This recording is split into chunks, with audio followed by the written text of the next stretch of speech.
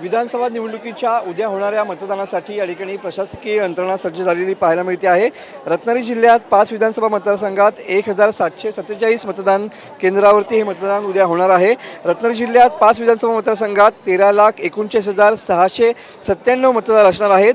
रत्नागिरी, राजापूर, दापोली, गुहागर आणि चिपळूण असे 5 विधानसभा मतदारसंघ या ठिकाणी असणार आहेत।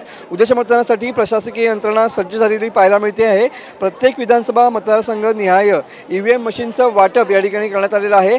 मतदानासाठी कर्मचाऱ्यांच्या नेमणुका देखील झालेल्या आहेत। मतपेट्या पोलीस संरक्षणामध्ये या ठिकाणी मतदान केंद्रावरती पोहोचवण्याची यंत्रणा सुद्धा या ठिकाणी सज्ज झालेली पाहायला मिळते। रत्नागिरी जिल्ह्यात 4 ठिकाणी शिवसेना विरुद्ध शिवसेना तर एका ठिकाणी राष्ट्रवादी विरुद्ध राष्ट्रवादी अशी लढत असणार आहे।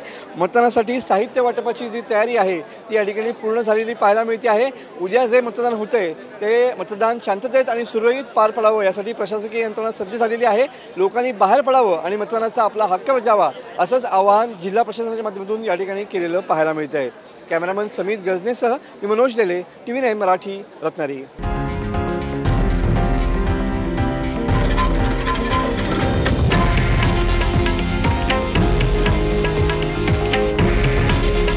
हे आहे देशातील नंबर 1 न्यूज नेटवर्क आणि आपण पाहत आहात TV9 मराठी।